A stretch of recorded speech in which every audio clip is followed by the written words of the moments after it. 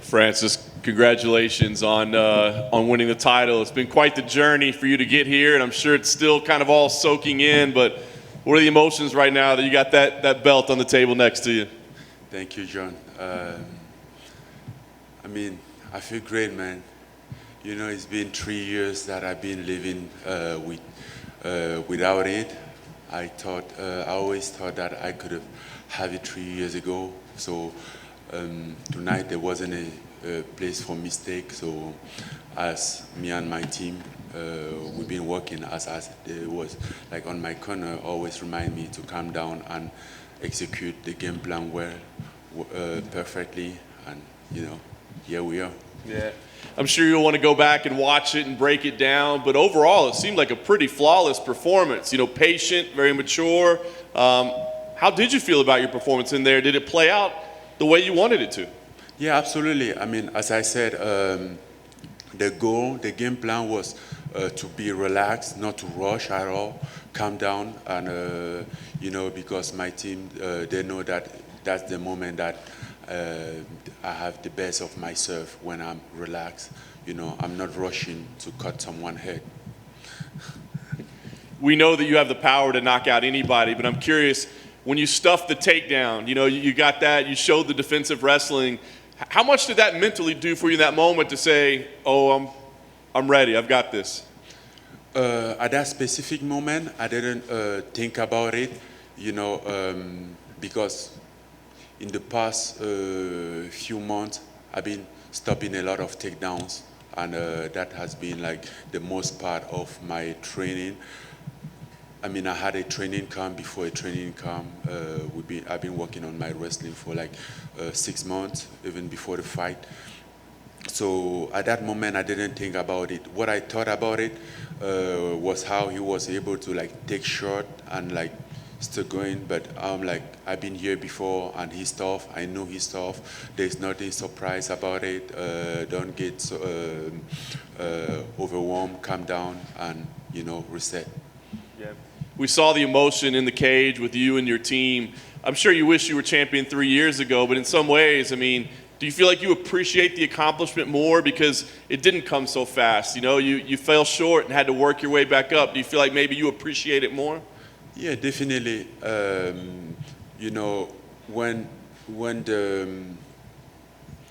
When the journey is longer than when it's longer, the reward is always more appreciable. So I'm sure I would have been happy 3 years ago, but I think from now, from my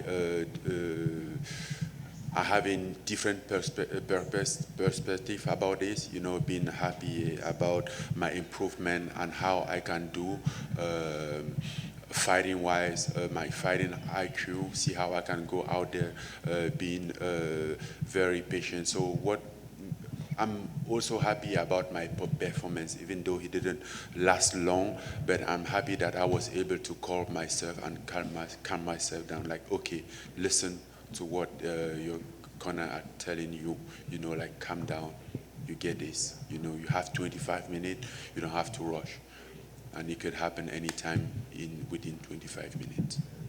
We don't know what Stipe is going to do next in his career, and I'm sure if they gave him to you again, you'd be happy to take the fight. But do you feel a need to have a trilogy fight with him at any point, or do you feel like this was definitive enough to put that first one behind you? Well, personally, no, I don't feel a need. He said, I won't be a champion until he's retired, so maybe he retired. But if not, I'll still be down to fight him.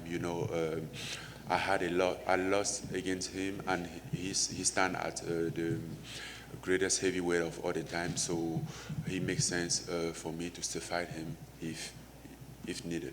Nice. Last thing for me, Dana was here earlier, and he said, look, John Jones, if he's willing to step up, that's the fight to make right now. If Jones isn't, then Derek Lewis would probably be the fight to make right now. So do you agree with that assessment that it's John Jones or Derek Lewis, and does one of those fights mean more to you than the other? Well, obviously John Jones make more sense for me, but either way, I'm gonna fight. If John Jones doesn't come to heavyweight, you know, the division has to move. And as a new heavyweight champion, I decided to move on, put more activity in the division, you know, than he has been in the past 2 or 3 years. Francis, congratulations. Over to your right. Great performance tonight. Thank you, sir. When you started in MMA, when you started boxing even, did you have difficulty with patience? Was it always something that you fought, trying to, you know, battle to be patient in the ring?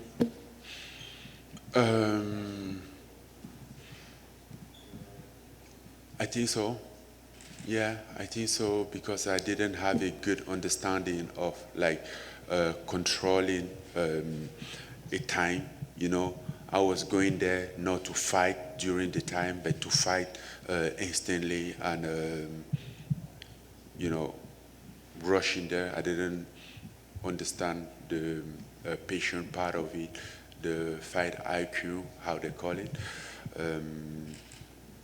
But, you know, learn everything. I had to learn everything, and I'm learning. You know, and obviously your coaches did a great job with you, and you showed that tonight. But I wonder how much do you feel like you lost the fight last time, even before you got in the ring with the way you prepared? And did you feel like you were more professional this time around? You came in magnificent shape, and you seemed like you were a totally different person, not only in the ring, but just in the way you went about doing your business. Yeah. This time was a whole different story, you know. We took time, set down every single thing differently, make it right. And I came here tonight knowing that if it doesn't go my way, I'm gonna be satisfied. I'm gonna look at myself. I'm like, okay, I did what I should have done. I did what needed to be done, you know. But didn't mean to like just give up like that, you know. Obviously I have to fight, but just look at myself. I'm like, okay, I did the right thing. I'm here, so I can't regret anything else. A couple other things for me very quickly. First of all, I wonder, when you hit Stipe with that right hand from the top, when he was down after the second knockdown, you're a little scared like you might have hurt him, because, I mean, that was an unbelievable punch from the top there that you landed. Were you worried at all about him? No. You know, Stipe proved that he's a tough guy, and I knew that. So even when he fell the first round, I almost get him. But if it wasn't him, if he was somebody, he wouldn't get up, you know. But he's very tough, and I didn't want to give a chance for him to come back from that. Obviously, you being the third African champion and, you know, being a heavyweight, right? I mean, everybody loves the heavyweight champion. What impact do you think you're going to be able to have with, you know, young children in Africa? I know you've worked a lot with children and whatnot. And what impact do you think you're going to have with some of the children back home? Well, I think this is just like a symbol of dedication and perseverance, you know. For those children, somebody asked me like, what do I gonna do with the belt? And I was saying, maybe we're gonna find a place, in a public place in Cameroon, and put it there so some kids can look on it and he inspire them. They will understand that as a symbol of determination, you know, like somebody coming from where they are to get that. So everything is possible for them if they stay focused and believe in it, in their dream. So, I mean, I think it's my own way of doing it. I don't have any better idea than that, but that's what I'm going forward to do. And finally, there were a lot of celebrities here tonight. I wonder if any celebrities, any famous people texted you to congratulate you after your win. Probably, but I haven't had a chance to check my phone yet. You're welcome. Francis, over here, other side. I saw you were talking with Stipe right before they raised your hand. What were you saying to him after the fight? I told him it was an honor sharing the octagon with him because he standard as my opponent tonight. But we all know what Stipe has done in the heavyweight division to become a greatest of all the time, you know, and to put me in this position to have the opportunity to be the one who fight the GOAT of the division, you know, is a good thing, and I appreciate it. Stipe is a good guy, and you know, but here we are just doing business. And then you voiced your displeasure over the years of not getting fights. Maybe the division is held up. You wanted to stay active, but now everyone has to come after you, and you're not going to be short of any fights. So even with that belt, are you looking forward to now just being more active now, and you can fight more often now that you are the champion? I never ask less. I always ask to be active, and I hope with the belt now I'm gonna be more active. I'm gonna be able to do 2 or 3 fights per year. So that's my intention moving forward.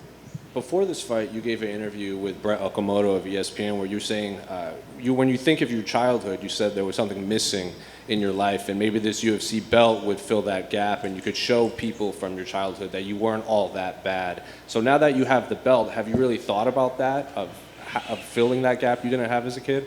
Well, I think I'm gonna go home, take time, collect my emotion, settle, look up to my life, and you know, obviously figure out what is the next step and how to approach that.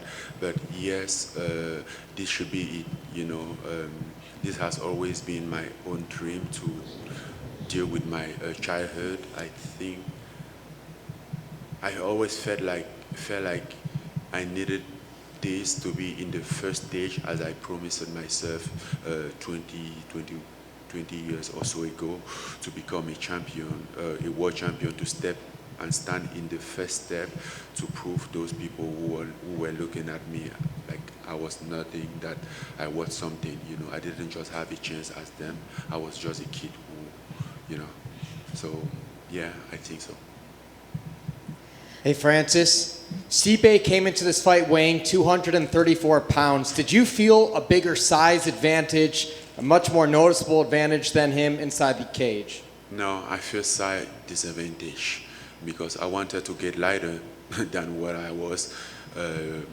We all know that watching him fight DC last time, he was lighter. He has a speed and everything, and his condition was great, and I didn't want to deal with that, you know. So I knew that I have a big challenge, and that also helped me focus on my condition regarding the first fight and how he's cutting down, being to get this condition improved. So that wasn't an advantage for me. I wanted to get lighter. If I can get 20 pound lighter, I will get. When he did landed the punches, did it feel any different than the first fight? No, at all. The only difference right here was like I wasn't going there to take his head off. I'm like, okay, I'm just fighting, and I knew that Stipe can take a shot. So yeah, I landed, and I was like, okay, let's go. You still have time. Don't rush. Don't give him a chance to counter or to do something different, you know. And obviously, I knew that Stipe would be waiting on me to rush on him so he can counter or take down or whatever. And me just being patient, my just break him down mentally. And lastly, this is probably the last time you're going to have to fight without fans. As the world's opening up, where's the first city that you would like to defend your title? The first city that I would like to defend my title? Paris. I mean, I don't think they'll take a big pay-per-view in Paris right now, but I would say Paris. Other than that, Vegas is home, is a good town, yeah. Francis over here, to your left. Hi. Francis, at the Hall of Fame, I asked you, what is the moment from your career that you will remember forever? You told me it had not happened yet. Maybe when I win the title. I want to ask you, you have that belt in front of you.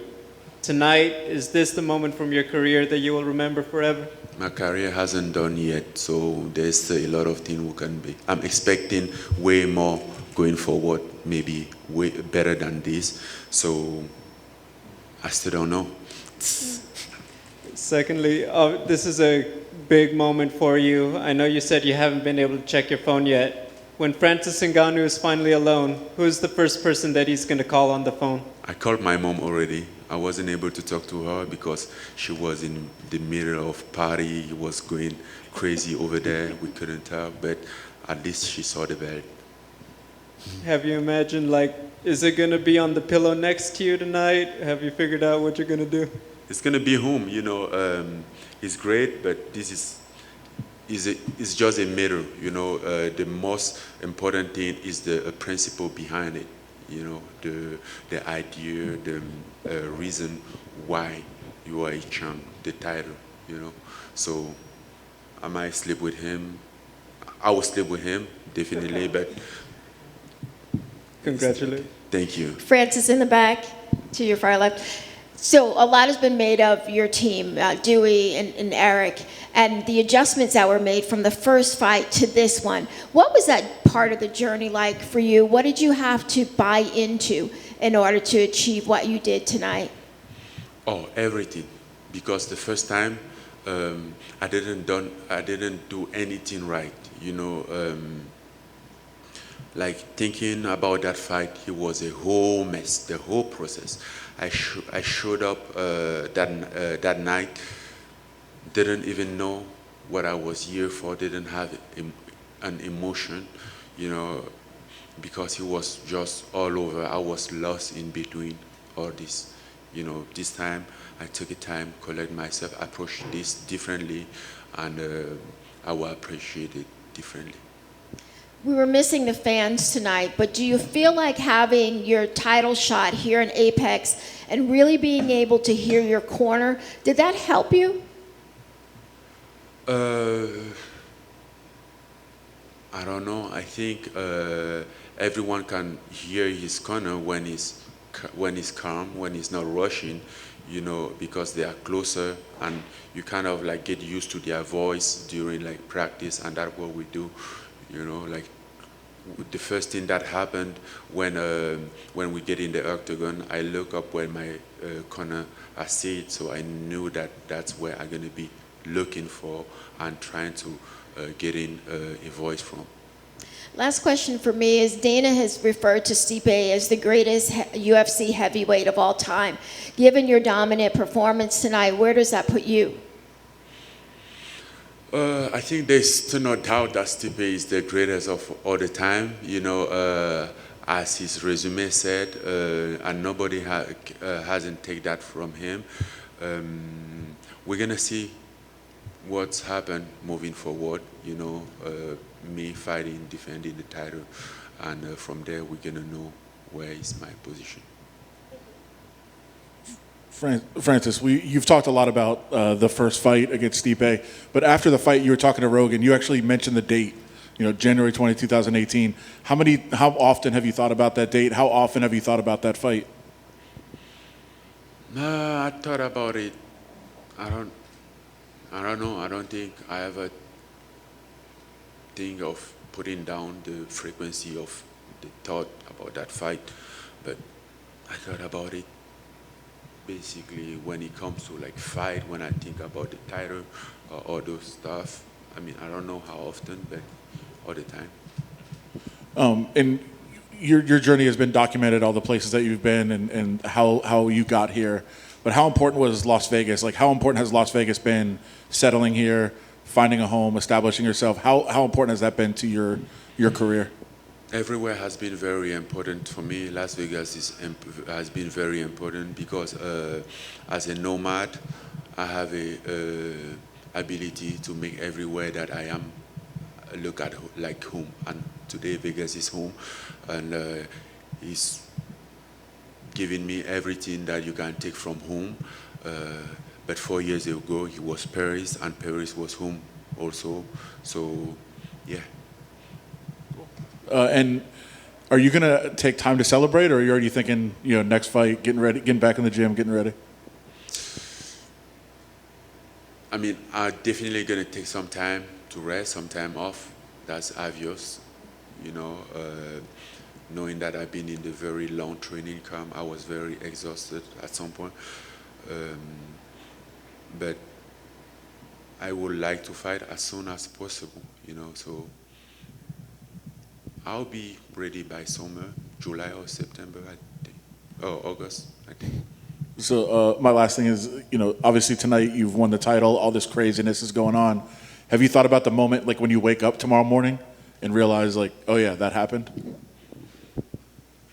No, I haven't think about that, but even now I'm realizing that happened.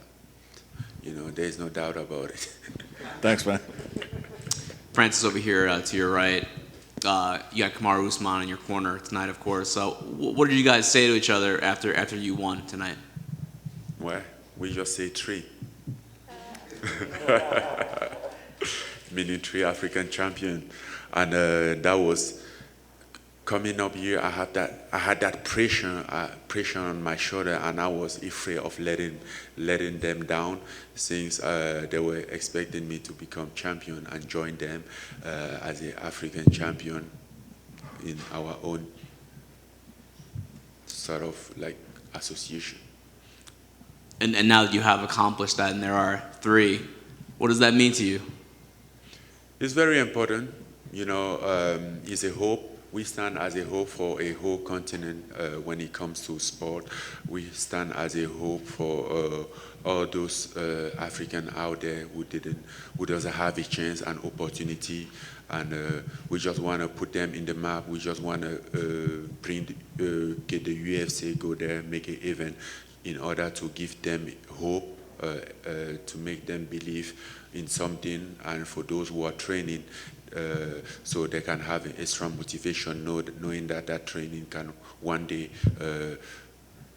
end up somewhere. And then just last thing, I know you said after the fight that John Jones makes sense as the next fight. Will you tell the UFC that? Will you say like, hey, that's the guy I want? I'm the champ. I want to fight John Jones next. I might be the champ, but I don't make a call. I'm just a fighter. So the UFC decide what really happened. But for what I want or what I would like, yes, I would like that. Thanks, Francis. Congrats. You're welcome. Congratulations, champion. Thank you very much. Sir, you haven't been shy at all about it, touching on the lowest of the lows, and I'm sure you will experience the highest of the highs. But what is your message to people who are having a hard time persevering? Because you are personifying that now. What do you say to the people struggling that have been in your shoes, if you could reach out to them now in this position that you are as the UFC champion? What is your first question? You asked if I have been shy or... That you have not been shy about your experiences in life when things got difficult. And now you're open about it. But what do you say to the people who struggle now as you did in the past and you reached the top? What is your message to them? I never been shy about it. I think it was just so tough for me, sad. I didn't like to think about it. At some point I felt like it's a moment that I want to erase in my life. But, moving on, I understood that his word also made me who I am today. But, a lot of people also go through the same struggle as me, didn't have a chance to have a decent or a minimum childhood, because I think at least every kid should at least have a chance to enjoy his childhood. Then becoming adult, he's in charge of his life, so he can take action and be responsible of his life. But for those who are in the same situation, I can't do anything, but if I can tell somebody something, it's just like, keep moving, believe. It's not fair, I know, but it's not your fault. you know, because sometimes you feel like it's your fault. As a kid, it's not your fault that you can't afford a scholarship. No, it's not your fault. It's not your duty, you know. It's just because your parent didn't have a chance. It's not your fault that you don't have shoes. It's not your fault that you don't have a pen or something, you know. So just keep moving. Try to do your best, and that's what you can hold yourself accountable for it, for not trying. But if you try and still don't succeed, that's still not your fault. Thank you, sir. Congratulations. You're welcome. Thank you.